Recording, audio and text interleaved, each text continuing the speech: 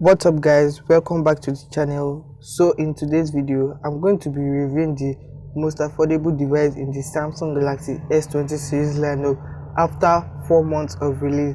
What's up guys, it's Michael from Medo Unboxing, where I help you to make decisions in buying budget smartphone and gadgets. If you are new here, kindly hit on the subscribe button below and turn on post notification.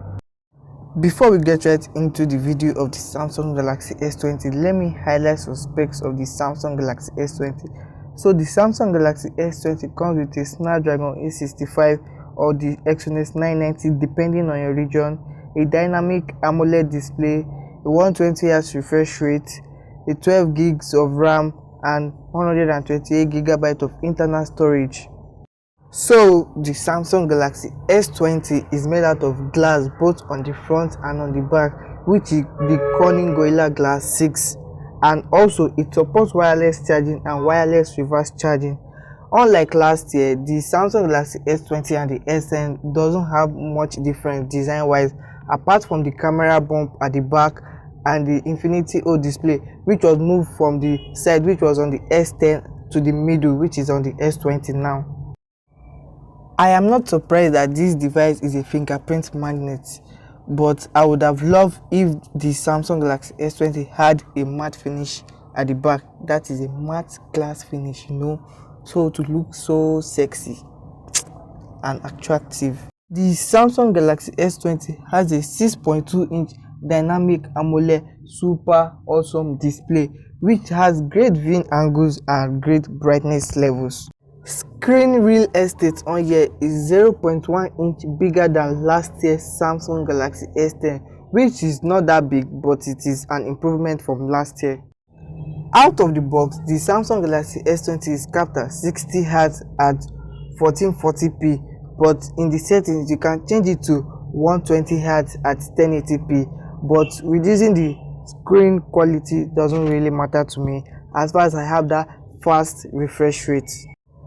Performance-wise, the Samsung Galaxy S20 comes in two variants, which are the Snapdragon 865, which is only available in the US, or the Exynos 990, which is available to the rest of the world. And from my own point of view, I will tell you you should get the Snapdragon 865 if you want better performance all-rounder. Also, if you are getting this device for 5G, I wouldn't recommend you get the 5G version. Rather, I would recommend you get the 4G version, which is cheaper and is below $900 currently on Amazon. Out of the box, the Samsung Galaxy S20 runs on Android 10 with One UI 2.0, and to be honest with you, I am not a fan of One UI. Out of the box, the Samsung Galaxy S20 has a 4000 mAh battery, and when you turn on the 120Hz refresh rate, you get around 5 hours screen on time on heavy usage. But if you want to get more battery life out of your Samsung Galaxy S20, you need to change the refresh rate to 60Hz in the settings. But if you don't want to change your refresh rate to 60Hz, I recommend you get the Samsung Galaxy S20 Plus, which has a 4500 mAh battery.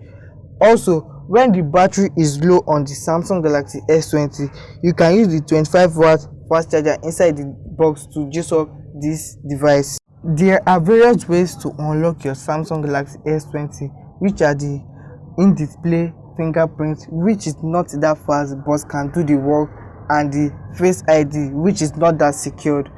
In the storage department, the Samsung Galaxy S20 has a 12 GB of RAM and 128 GB of UFS 3.0 storage, and you can expand the storage to 1 TB with the dedicated micro SD card slot.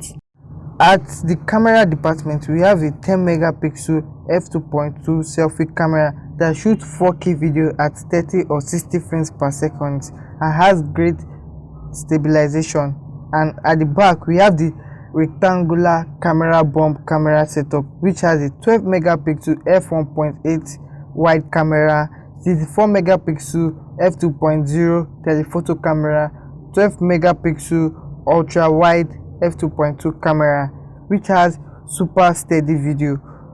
And also at the back, we can shoot 8K videos at 24 frames per second and 4K videos at 30 or 60 frames per second. Then at 1080p we can shoot up to 240 frames per second, and at 720p you can shoot 960 frames per second. It has HDR10 plus and stereo sound recording with great image stabilization. Autofocus on this device is okay, but doesn't really work every time you need it. In all, I would say the Samsung Galaxy S20 has an awesome build quality, beautiful AMOLED display, impressive image quality, great performance, IP68 rating is certified, but the fingerprint sensor is a little bit slower than other devices at its price point. But I would recommend you should get this device 5G or 4G, anyone you want. I recommend the Samsung Galaxy S20.